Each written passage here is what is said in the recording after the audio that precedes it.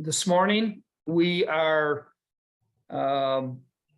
putting on for you, thanks to the contributions and help of 3 of our presenters, an update on the FCC's requirements on robocall mitigation, and including in this presentation will be an update on the latest in the FCC requirements on that subject, as well as presentations on specific product and service offerings available to you to meet your obligations for robocall mitigation on that.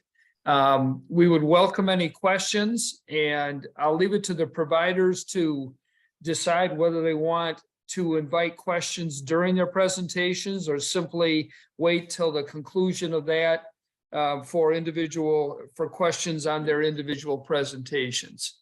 And with that, I will turn it over to Bridget Alexander White of JSI, who is going to give us an update on the latest and greatest of the FCC's current robocall mitigation requirements.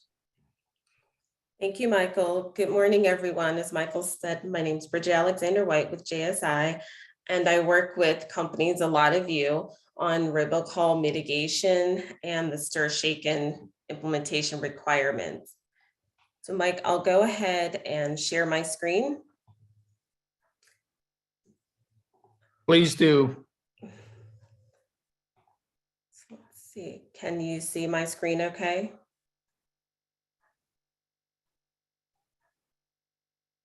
Is that yes? Okay. Thank you. Yeah, yes, I can. Okay. All right, so I'm going to minimize everyone so I can see my screen, okay?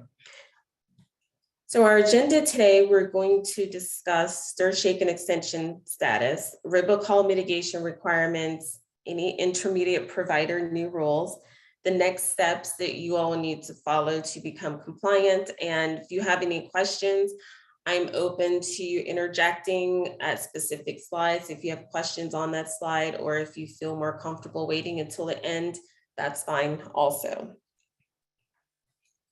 We'll start by talking about how we got here. And a couple of years ago, we talked about the robocall mitigation rules and stir-shaken rules. And it all started with the call authentication trust anchor's second report in order in 2020. That is where the stir-shaken implementation timeframe of June 21st, 2023 was first implemented, and that's for carriers that have IP in their network. However, for the small rural carriers that had under 100,000 voice subscriber lines, you all were able to have an extension until June of 2023.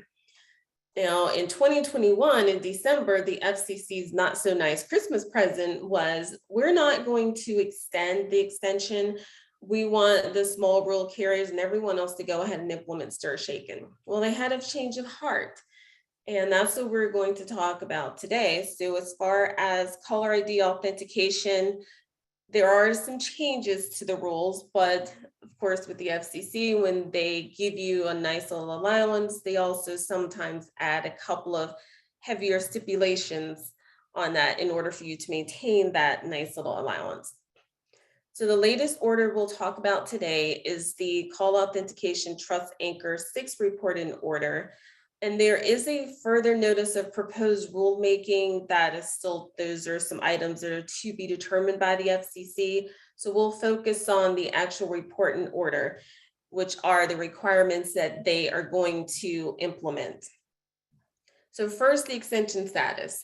If you have IP portions in your network, you have to implement stir-shaken by June 30th of 2023. That is a requirement of all carriers. Now, for the non-IP networks, which means those of you that have 100% TDM networks, or even if you have a portion of your network that's TDM, you're still under the extension, because the TDM network is going to rely on the technology that cannot initiate, maintain, carry, process, or terminate SIP calls. So again, if you're 100% TDM, you are going to have a separate set of requirements, but you are not required to upgrade your network and implement stir shaken as long as you meet the requirements that we're going to discuss shortly. And the extension requirements are as follows. If you do not upgrade your TDM network to support stir shaken and authenticating calls, then there are 2 requirements the FCC has levied.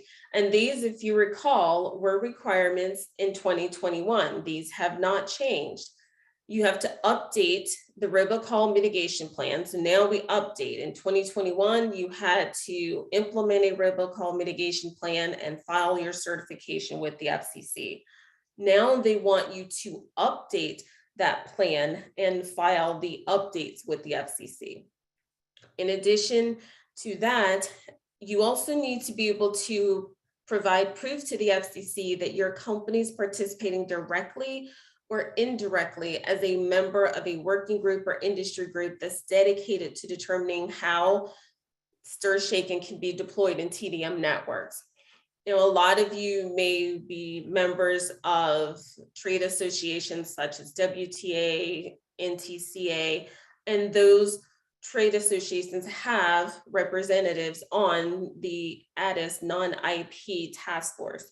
And that task force was designed specifically to determine how stir shaken could be implemented in TDM networks. That task force is still in existence. There was a meeting as recently as yesterday, and JSI also participated in the task force when they were working towards those solutions. So we have a couple of options that you all can provide proof to the FCC that your company is working indirectly via a representative on those groups. If any of you have joined those calls directly, then you're also covered.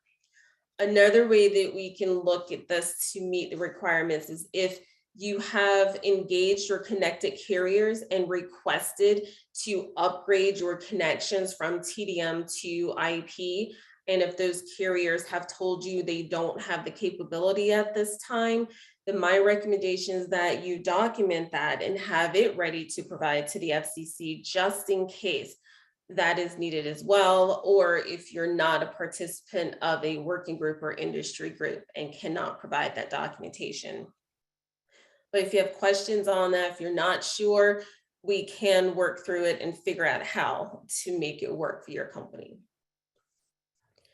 In June of 2021, you all may recall, we had the robocall mitigation requirements, and you had to give the FCC minimal information. And I say minimal because now they have this large laundry list of what's required. So considering the new requirements, what you had to provide a couple of years ago was very small. You know, a couple of the things you had to do was state if you have a stir shaken extension, which if you were rural elect with under 100,000 subscriber lines, you were subject to that extension. You had to describe the reasonable steps you'd implemented to avoid originating illegal robocall traffic. You also had to commit to not only traceback and working with the industry groups and possibly directly with service providers to try and trace the origin of suspected illegal robocalls that may have tried to enter your network and may have originated from your network. But also there is the commitment that you were not only going to implement a robocall mitigation plan, but you were going to follow that plan. And that was something that the FCC did stipulate. So don't just tell us you have a plan. We want you to follow it. And one way that they could be sure, for lack of a better word, that you were following that plan is if you were not subject to a traceback request. That's the one thing we don't want. We don't want any of your companies to be part of traceback requests. You can commit to providing information if requested, but the goal is to never receive that traceback request. In addition, previously, the robocall mitigation plan had to be electronically signed by an officer of the company. That hasn't changed. And if any of your information that you initially filed changed, you had 10 days to update it. Now we've moved from only the carrier subject to an extension having to file robocall mitigation plans to now all voice service providers must certify.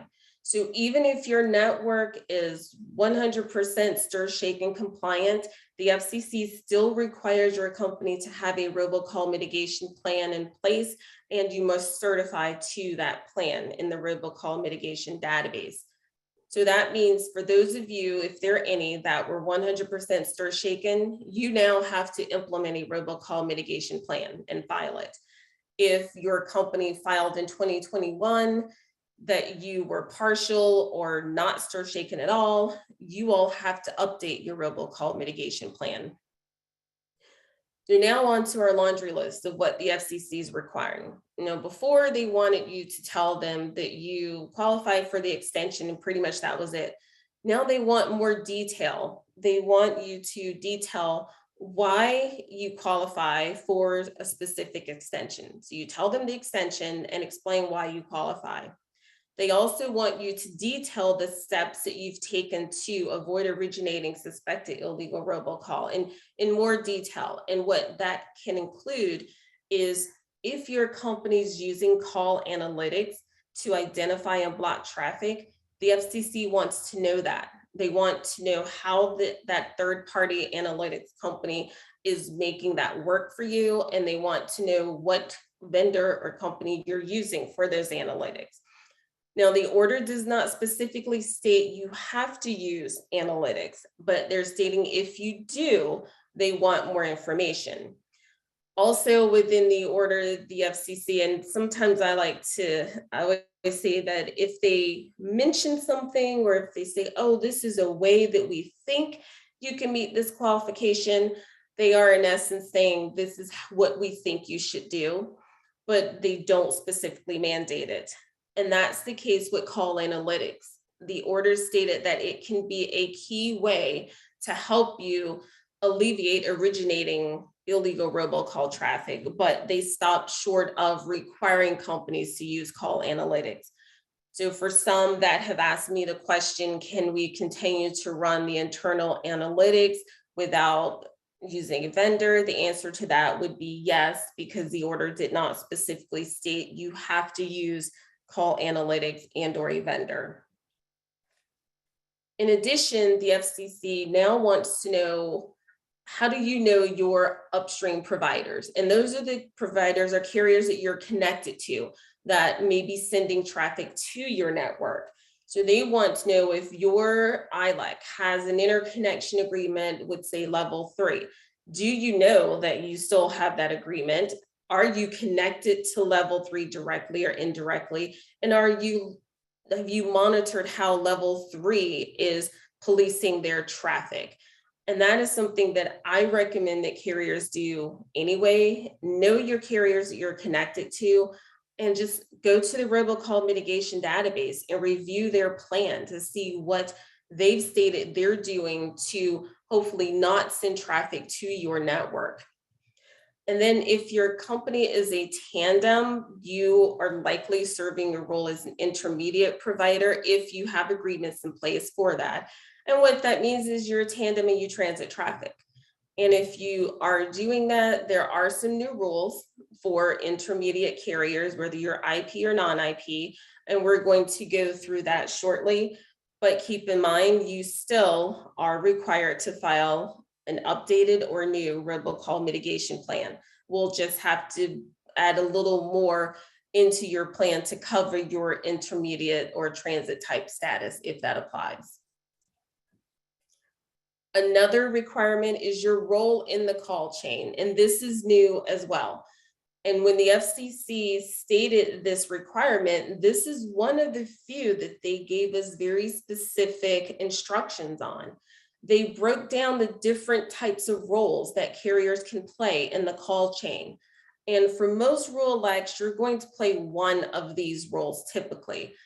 If you're not a voice service provider that has a stir shaken implementation, or you may be one that has a stir shaken implementation obligation because you have IP in your network, that's what that would mean. So in that instance, in your robocall mitigation plan, you would state to the FCC, I have IP portions in my network. So yes, I am required to deploy stir shaken on those IP portions. And I have deployed stir shaken and I am authenticating the calls I originate. If your company is still non-IP, if you're hybrid and have TDM and IP, or if you have only TDM, in that case, you would tell the FCC that, I'm either hybrid network or I have no IP responsibility whatsoever. Therefore, my role in the call chain is to apply my robocall mitigation plan against the traffic. Because I don't have any IP traffic, I'm going to fully apply robocall mitigation only. But again, robocall mitigation applies to all. Then for your new and renewing customers, now this was required in May of 2020, but it was not one of the, what I like to call the highlighted orders. It was within another order. So this requirement was missed by some in 2021. However, the FCC reiterated this requirement in the recent order. So the procedures that you all may follow to vet your new customers, if I walk into one of your offices 6 months from now and tell you, I have a new business and I want to obtain your local service, how are you going to vet that I am authentic? Are you going to ask for my full business name, physical location, tax ID?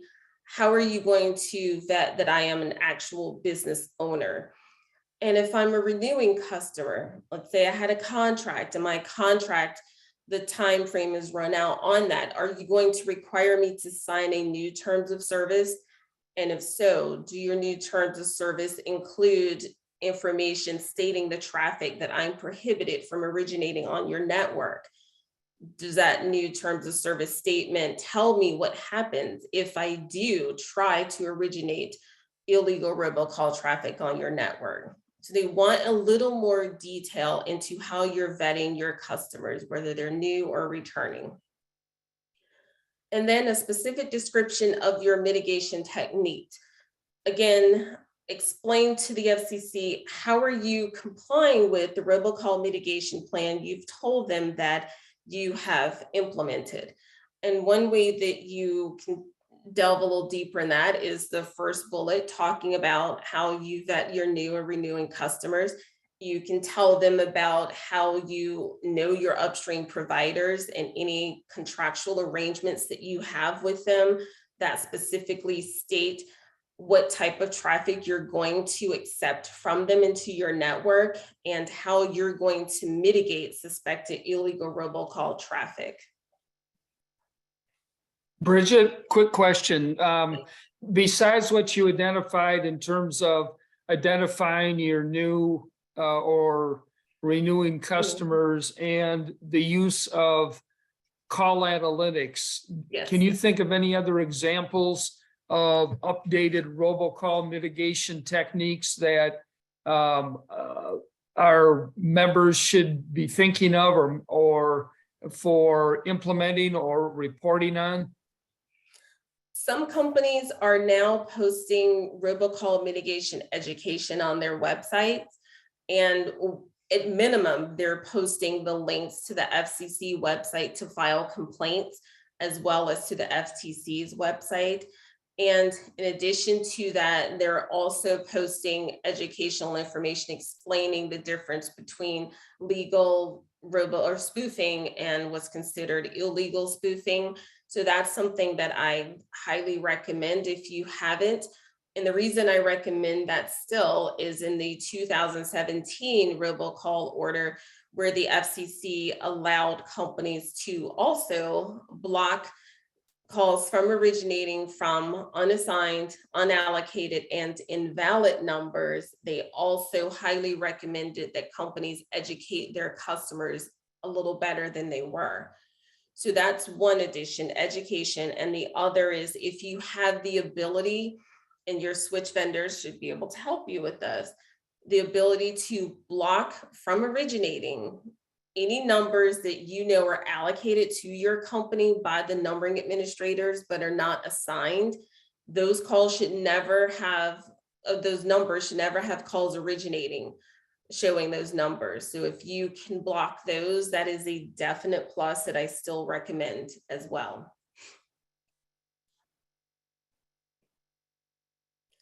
Two new options, or not options, two new requirements, or three, that the FCC has also added to the robocall mitigation plans: your operating company number. So the OCNs tend to be a little more helpful when companies are searching for a connected carrier. As you all know, within the country, there are a lot of telecommunications companies that have names that look exactly the same and only the state differs.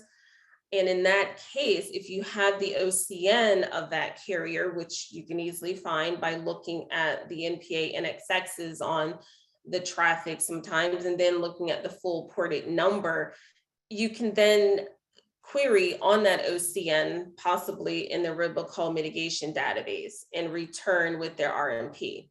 So that's my thought on why they're asking for the OCN, is to allow carriers to locate each other easier.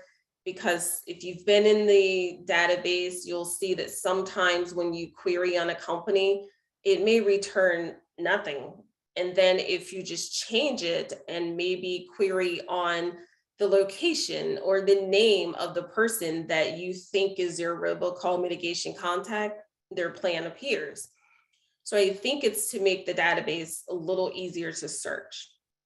The other two items, if the FCC wants companies to certify if you've been prohibited from filing in the robocall mitigation database, that would occur if your company was issued a cease and desist letter, and say you didn't cease and desist that illegal robocall traffic immediately, but you've since mended your ways, and the FCC saying, okay, well, we'll let you back in the database. But during that time that you did not stop originating the traffic, the FCC may have stripped your company from the database. And I don't know of any that they've removed from the database and then allowed back in, but that is a case, that can be a case if the Enforcement Bureau decides that they want to allow you to relist. But most carriers have not experienced that, especially the rural carriers. So this can simply be a statement in your plan that you have not been prohibited from filing. And then if your company's been involved in any law enforcement or regulatory investigation within the last 2 years, they want to know that. And again, this can be a statement within your robocall mitigation plan. So if you received a traceback request, then I would say state that in the plan, let them know, yes, I received a traceback request in April of 2022, but you were able to work through that with the Enforcement Bureau or the traceback group, and all is clear now. For the filing deadlines, it's either going to be the date published in the Federal Register, or it's going to be a deadline set by the Wireline Competition Bureau via a public notice. Usually if the WCB issues an effective date through a public notice, it's because they are going to apply a deadline on one piece, but not another piece of a requirement. So in this case, because it's now universal robocall mitigation, I think that the due date will probably be published in the Federal Register, because again, it applies to all carriers now, not just a certain subset of carriers. And we're going to notify all of our clients of the due date for those RMP certification updates. And recently I've received questions from companies asking, can we go ahead and update our robocall mitigation plan now? And the answer is yes.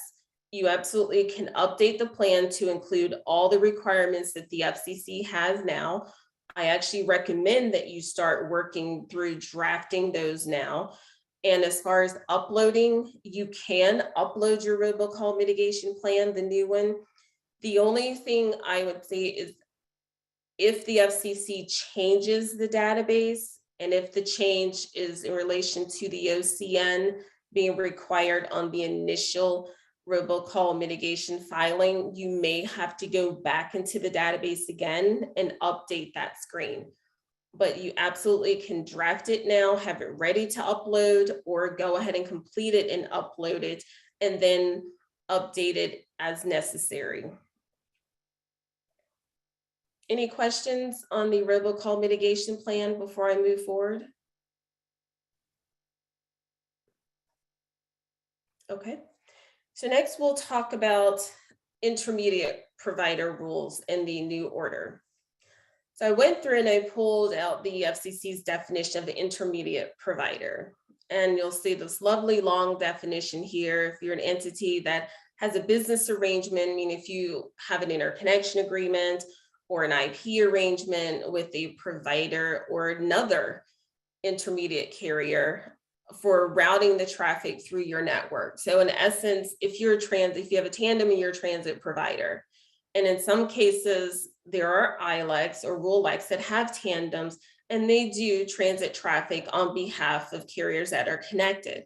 For instance, if I'm an ILEC, Alexander ILEC, I have a tandem, and I'm connected to 4 CLECs, I may enter into an arrangement with all of those CLECs and state, yes, I will transit your traffic through my network to reach each other. So I could be Alexander ILEC tandem and transit traffic from level 3 to reach Comcast.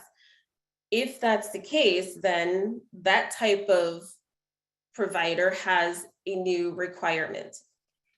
Now, the requirement is if you are the first intermediate provider in the call path and it's of a SIP call. So that means you have IP in your network, right? If it's a SIP call, you're required to authenticate any unauthenticated calls that you receive. Now, as a reminder, caller ID authentication works in IP networks, not TDM. It's not mandated in TDM yet. I'll say that because now we know that it possibly can work in TDM, but it has not been mandated. So therefore, doesn't exist. So because caller ID authentication only now works in IP networks, and that's the mandate, the requirement is applicable to SIP calls in IP networks.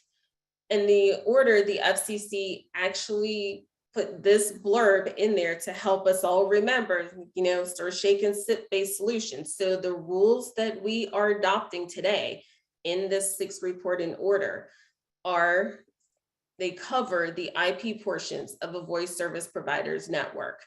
And again, those are portions of your network that can initiate, maintain, and terminate SIP calls.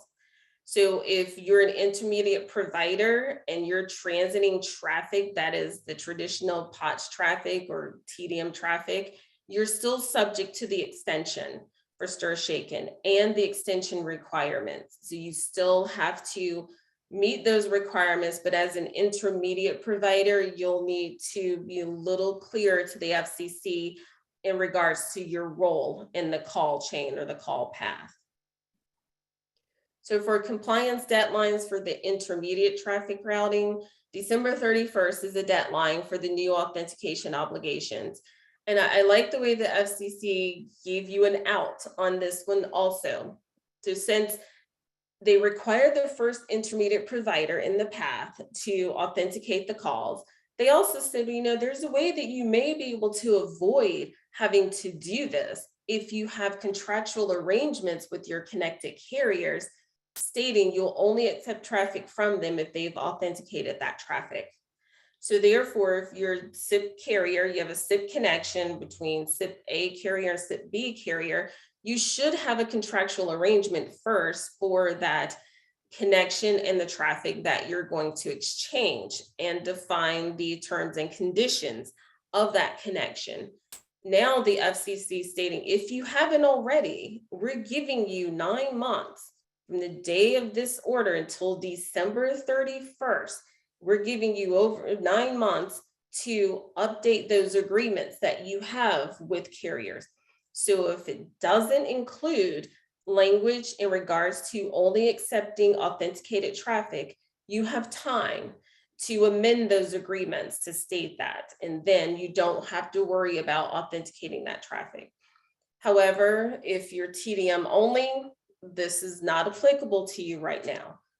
But if you do enter into arrangements for carriers with, or if you're partial stir shaken, which means you do have SIP in your network, I would highly recommend that you review the arrangements that you have in place with the connected carrier for that SIP connection, and make sure that the authentication of traffic is covered. If it is not, then I would recommend that you amend that arrangement to cover that traffic. So the next steps: IP networks, implement stir shaken bio before June 30th of this year, a couple of months from now. Non-IP network, you're still under the extension, but make sure you meet the requirements under the extension. And then all service providers, update your robocall mitigation plans. Any questions on what I covered today?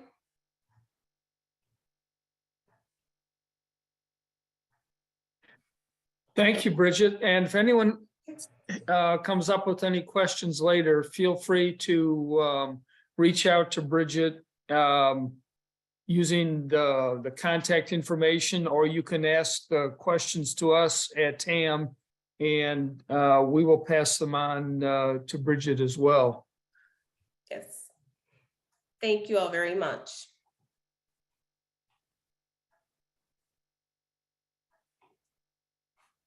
Okay, our next presenter is going to be Jamie Gibson from Ribbon. We were expecting a presenter from Metaswitch, but I haven't seen that he has signed on. So Jamie, go ahead when you're ready. Thank you. Can you hear me okay? Just fine. All right, thank you. So won't take up too much time, but I wanted to kind of share our thoughts around stir shaken and the overall problem of restoring trust in telephone calls, because that's what we're really trying to achieve here. And we view this as kind of like a pyramid. You got to start with the fundamentals and then build up to a little more of the details. The first piece of your network is putting in the appropriate routing technology, session border controls, gateways, and call control elements that have the ability to authenticate and verify the calls and provide treatment in your network if you do receive bad calls in your network you want to block. As Bridget talked about, the requirements now to add stir shaken on top of the network can be accomplished by either having your own authentication verification server in your network, or more often for small carriers, subscribing to a service that signs and verifies the calls in the network. Next, we recommend having an internal analytics platform that pulls off real-time data from your network, allows you to understand what's going on and identify potential bad actors within your own network infrastructure. And then finally, subscribing to a service that provides real-time analytics based on larger amounts of traffic throughout the telephone network to identify potential robocalls or fraudulent calls in the network. So I'll walk through a little more of this in detail here. Hopefully everyone understands what a session border controller is in the network, but just a real quick update on if you don't. It plays a critical role in kind of a zero trust architecture that all networks are implementing, where the traffic on both sides of your network should be considered untrusted. Quite often, hackers or people originating traffic onto the network, fraudulent traffic, comes from within inside your own network. It's not always coming externally. So that security element that the SBC provides is an important part of the network. A lot of small carriers implemented SIP trunking between themselves directly from soft switch to soft switch without really having a session border controller in the network. And this is one of our first recommendations, as you put this in, to provide that security level for you. And going up that pyramid, the next thing of implementing stir shaken, we offer a hosted service that will both sign and verify stir shaken calls. for your network to meet that SIP requirement. We are a certificate authority, so you can get that STIR/SHAKEN certificate from us. And we have the repository as well for that certificate to provide kind of a full end-to-end STIR/SHAKEN as a service. One of the things that service providers are responsible for is attesting the traffic, whether it came from a known subscriber with a DID that you've issued them or that they have permission to use, or the traffic comes on your network and you can't verify that. It's really important to get that correct. I ran a report for last month for a couple carriers to prep for this session today, and it's really surprising the different results that we're seeing on our platform. One of the rural ILECs that I pulled from at the top really shows kind of what we would expect. The majority of their calls that they are placing on the network, they are attesting A, meaning that it originated from one of their subscribers and that it originated from a number that they're authorized to use. A couple of them were signed as B, meaning that it's still one of their customers, but they can't verify that they're using the number. And there are certain circumstances for that. For example, a call center initiating calls on behalf of a doctor's office quite often will broadcast the caller ID of that doctor's office. So when people see the call coming in, they think it's their doctor calling them, but it's really a call center on their behalf. And so you would expect a little bit of that. Down at the bottom is one of our rural carriers, and we've actually reached out to them since I ran this report because I think something's going wrong. Almost 99% of their calls they're signing as a B, meaning they can't verify their own customer, and only a very few are they signing an A. Obviously, this creates problems in the network because the analytics engines that score the chance that this call is a robocall factors in this attestation level to a degree. And if a lot of your customers their calls are only getting signed as a B, and probably a higher number of them are not getting answered. So again, as you're setting up the rules in your soft switch to attest A, B, or C, make sure you pay attention and you look at the results coming out of your network so that you do it correctly. Bridget talked a little bit about STIR/SHAKEN over TDM. There are two methods for that were improved in ADIS to extend STIR/SHAKEN over TDM. One of them was authored by Ribbon, and along with a couple other providers. And then there's also an out-of-band solution that's been proposed. Couple things to note: both of these methods, in order to work, require coordination between the originating and the terminating carrier. So if you send traffic to Lumen, or you send traffic to Windstream or to AT&T or to Verizon, even if you implement one of these TDM solutions, if they haven't implemented the same one, it does you no good. Furthermore, there is no consensus in the industry on which one of these solutions to implement.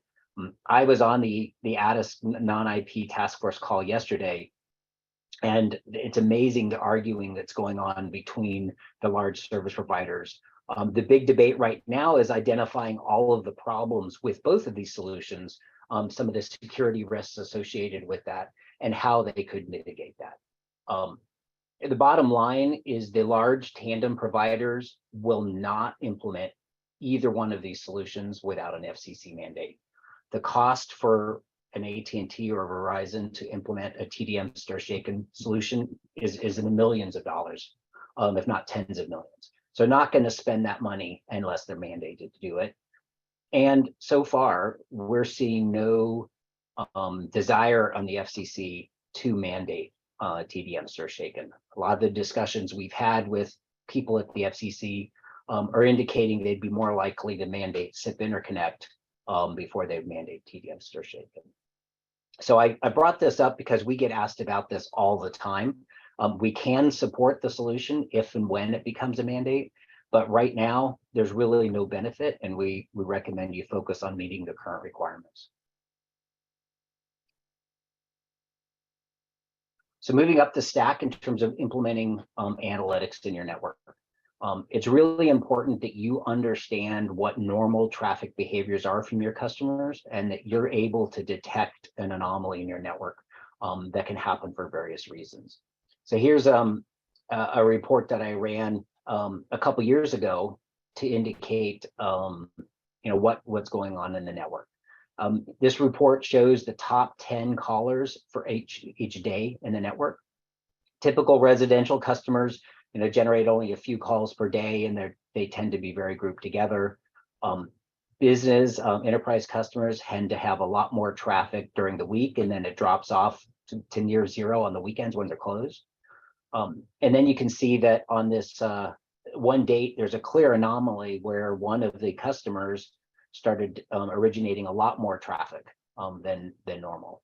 There's a couple reasons for this. It could be that they are initiating a robocall campaign. It could be that their PBX got hacked and somebody's placing fraudulent calls in the network, or it could be some type of routing issue that causing looping in the network.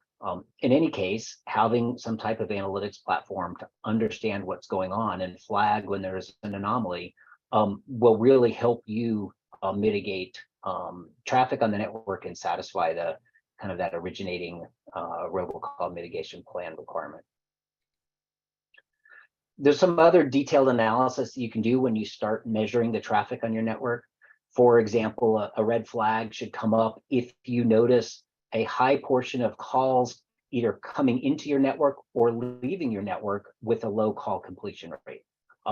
Similarly, if you have a lot of calls that have a very short average call duration, indicates that people are answering and hanging up on them. When you combine those two stats together and you see, hey, we have a high volume of calls with a low completion rate, and the ones that are answered also have a very low call duration, that's a very good sign that this is a robocaller calling into or out of your network. And it allows you to identify that even before some of the national analytics platforms pick up on it. Finally, to augment your own analytics in the network, we offer a complete originating and terminating reputation scoring service. In this scenario, your platform, whether it's your SBC in your network or your soft switch, sends a query to our platform. First step is we will do an authentication or termination verification of that STIR/SHAKEN. Second, we will query our internal cloud robo identity database that ingests sources from multiple third parties as well as our own. We will apply our own reputation scoring algorithm to that, which combines information from these databases, our own analytics, as well as the result of that STIR/SHAKEN verification. And then finally, for customers that subscribe to policy service, we can take action depending on the result of that robocall query. So if you want us to route that call to some type of treatment, if you want us to block the call, or if you just want us to continue the call, we can do that. And then finally, we can integrate that with your existing calling name provider so that if you want to provide a calling name update that says, spam likely or potential fraud, we can do that. We can query the name and then modify it accordingly, and then send that result back to your network so that you can pass that on to your end customer. So to wrap up, Ribbon does offer a complete STIR/SHAKEN and robocall mitigation solution, and it will help you meet the FCC requirements. It is a cloud-based offering, so you don't have to put the infrastructure in your network to meet the requirement.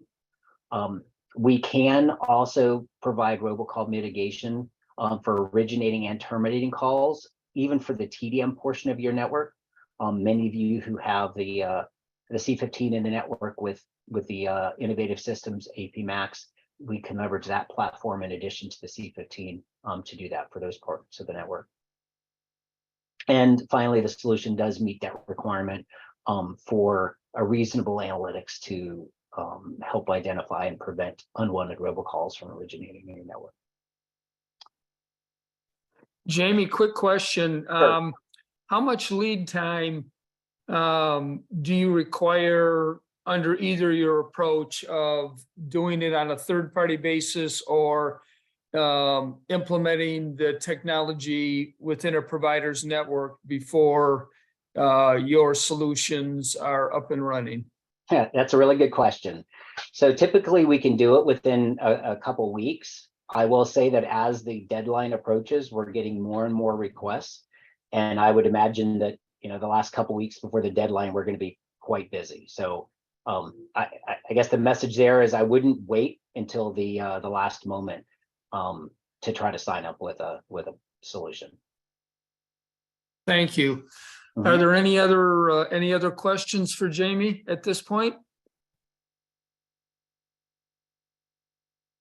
Well, Jamie, thank you again. And we do have our third and final presenter this morning. That's Peter Brown from Metaswitch. Peter, go ahead when you're ready. Thanks, Michael. Hopefully you can hear me okay. I can, thank you. Good. So I'm going to cover territory that is familiar to you. Some of you will have heard some of this before. You'll see this in a different context to how you've heard it before. My colleague Austin Spreadbury presented in February 2021 to you as a Metaswitch, and our product, Call Guardian Authentication Hub, is a Metaswitch product. But since that date, Metaswitch has been acquired by Microsoft, and so I'm speaking to you as a Microsoft employee. I'm product manager for our QCall and Call Guardian Authentication Hub robocalling products. But otherwise, nothing has changed. We are delivering the Call Guardian Authentication Hub product as it was before, and so unashamedly, the context of most of this presentation is very similar to what you would see in February 2021, but updated with industry status as of right now. And thankfully, Bridget has covered the regulatory part so thoroughly and right up to date that I can minimize that section, which is excellent. But just to crack on, we're talking, and again, make no apology here that I'm covering it from the ground up, where we continue to find prospects that are coming on board who are still asking, what is StarShaken, what's caller ID authentication, what is reputation database analytics, and how can it help me? So we're starting from scratch here, from bottom up, talking from data coming from our partner Transaction Network Services. Over the years have gathered information and statistics about how robocalls are affecting the market and your industry. And all the numbers here are negative. They are all pointing to the fact that robocalls are things which are indeed a massive problem. Your subscribers hate them. It means your fixed line call completion rates are down. People aren't picking up the phone. And this is one of the reasons why the FCC and other regulators have imposed requirements to try to improve the number of calls that we completed, the trust that is enabled in the phone network. Service providers have already had to act fast, but as Bridget underlined, it is complicated. There's a whole lot of details in the definitions, and things are potentially changing and updating regularly. So what I'm going to be talking about is our product, which is a hosted service which allows you to meet the government requirements and satisfy your subscribers' desire. And where does this come from? Well, the technology toolkit is in two parts. The first is the analytics and reputation scoring. So it's not the case that you can just use a set of numbers which you regard as spoof numbers, and those are bad actors which you will never allow calls from. Bad callers, bad actors always change their behavior. And so we use reputation database technology, where that is associating a spam score with a list of phone numbers, and these databases are updated in real time from multiple sources. They by themselves are not a silver bullet to the whole robocalling problem. Of course, bad callers are going to adapt their behavior, they're going to change the caller ID more frequently. And in particular, it doesn't protect the owner of a spoofed number. So if Joe, the plumber's number, is spoofed, he's going to be pretty cross if you blacklist his number, and he's not actually able to make his own valid calls as a result. So that's why StarShaken came into the mix. So this is the SIP standard to prevent caller ID spoofing, where the caller ID is signed by the originating service provider and verified at the terminating side. All of this authentication and verification happens using certificates. That on its own, of course, doesn't prevent robocalls or nuisance calls. It's just an indicator which can be fed into the reputation database to your own policy engine to decide what needs to be done about those calls. Star shaking is the industry favorite approach in North America. We've been involved from the ground up when there was large carriers that announced their deployment in 2019. It's been mandated by the Traced Act in June 2021, and as Bridget noted, the June 2023 date applies for smaller carriers. Canada, of course, have also mandated it through the CRTC. So how can you meet the potentially conflicting demands of your subscribers and the regulators? Well, the regulators are requiring a number of things. And as we've heard, the IP traffic was required to be Star shaking authenticated as of 30th June 2021, with a caveat that smaller providers had until June this year to manage that. And for non-IP TDM traffic, the phrasing was to take reasonable measures. But as we've also heard, there's no mandate on that. There still isn't a mandate. The phrasing was until the call authentication protocol over non-IP networks is reasonably available. That isn't the case yet. So Robocall Mitigation program is the fundamental basis for this. That is where you as the service provider have to indicate how you are dealing with robocalls, how you're mitigating against them, and how you're responding to inquiries from the traceback group. Subscribers still need more than regulators require. Essentially, the subscribers need to stop getting robocalls. They need to trust caller ID. They want to expect the calls to be the one they want to take, and fundamentally to trust the phone again. So that means, therefore, you will want to combine stir shaking with analytics, because these taken together fulfill all the items on the right-hand side, whereas individually, some of these items are not fulfilled by either analytics or stir shaking. And all of this, of course, is implementation detail, which we can provide. We can provide the technology, but fundamentally the policies and the processes are your responsibility to implement. So Call Guardian Authentication Hub is our solution for that, and that's a combination of our Metaswitch QCall product, which is the star shaking product we have, combined with Transaction Network Services Call Guardian's analytics database. And this gives a complete solution for robocall prevention. Means you can stay up to date with regulatory requirements, and it's a managed service, which therefore means you have a predictable outlay, low upfront cost outlay, and a fast time to market, because obviously, as Jamie mentioned, when deadlines approach, there's a need to get and act quickly on them. In terms of what we're delivering with Call Guardian Authentication Hub, we were the first to the market with Tier 1. We're deployed across 4 of the top 6 US wireless carriers. TNS have a significant amount of real-time scoring of data across inter-carrier traffic, which therefore improves and means they have very high quality data on which they're basing the decisions upon. And that scoring is absolutely critical. There's low friction in terms of being up and running. That's obviously important. And we also provide plug and play information to deploy either against the Metaswitch CFS or perimeter SPC or the Ribbon PSX. And in terms of network insight, the Call Guardian protocol is the key to that. That provides the window into real-time network activity. You can see which calls are identified as spam and why. You can see the traffic patterns. You can aid the traceback and generate reports across your organization or externally.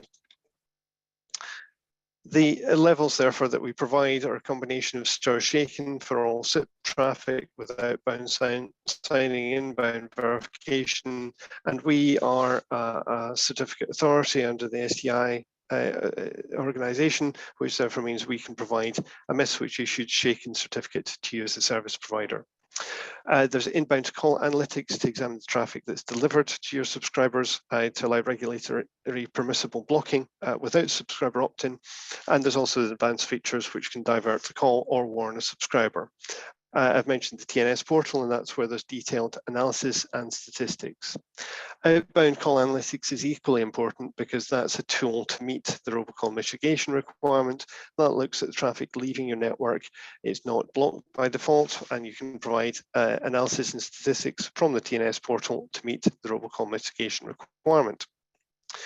The levels of service options that we provide are starting with universal call blocking, which just means that essentially the permissible numbers that are allowed to be blocked without subscriber opt-in can be specified.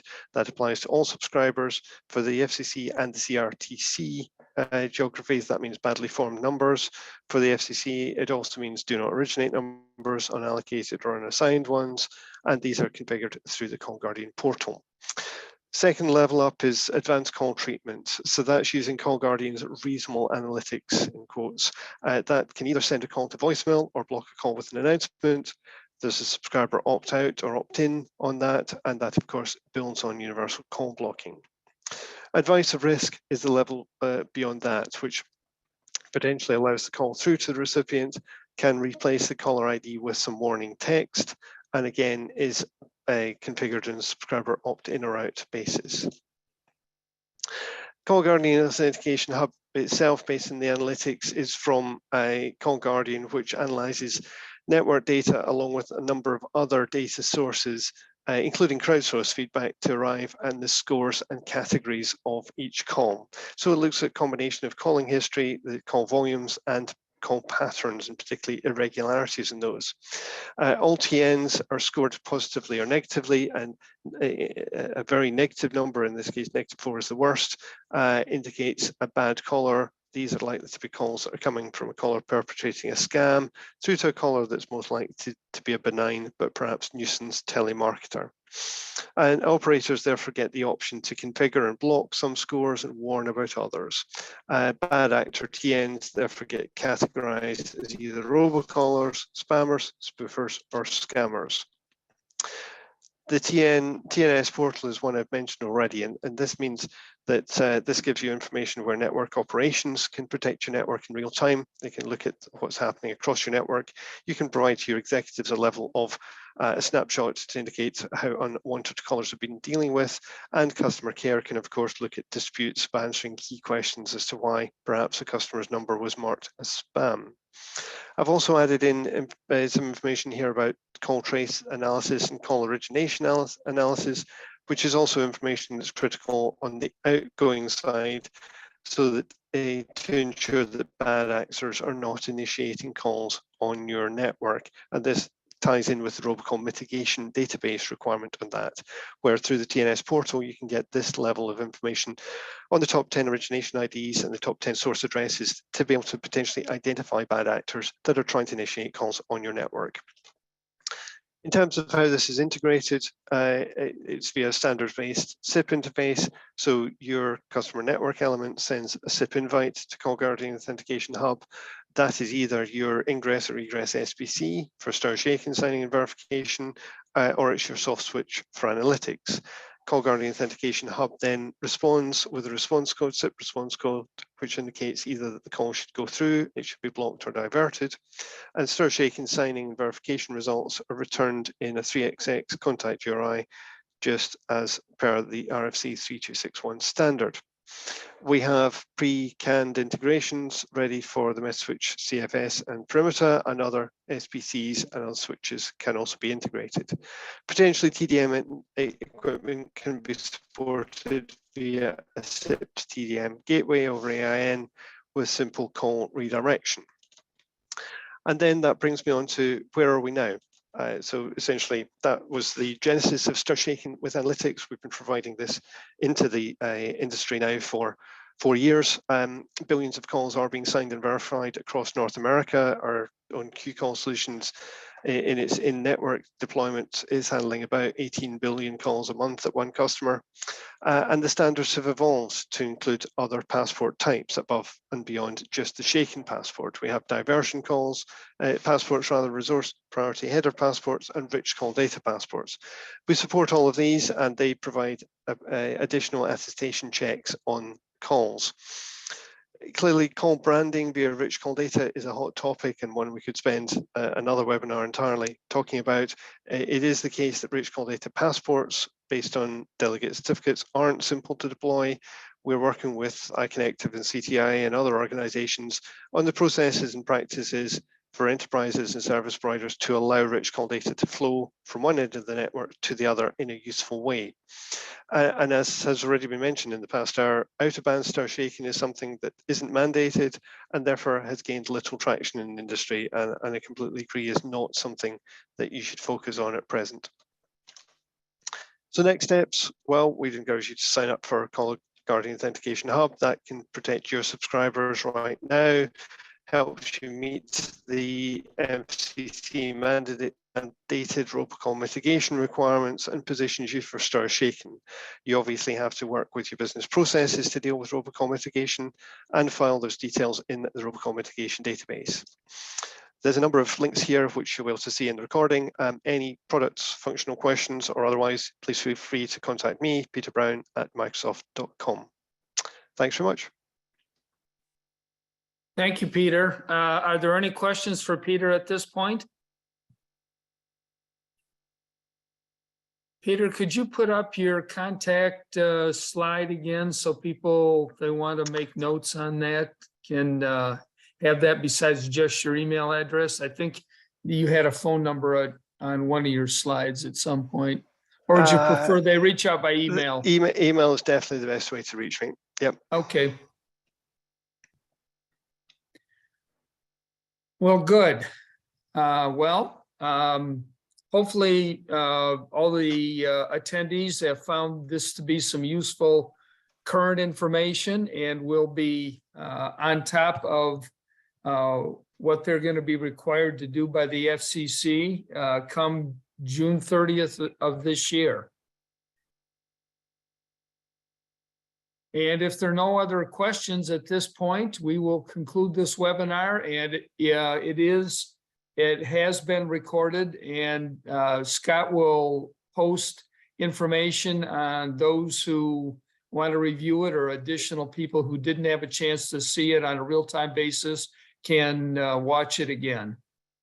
Thanks again for all your assistance to our presenters and all the participants, and have a good day. Thank you. Bye-bye.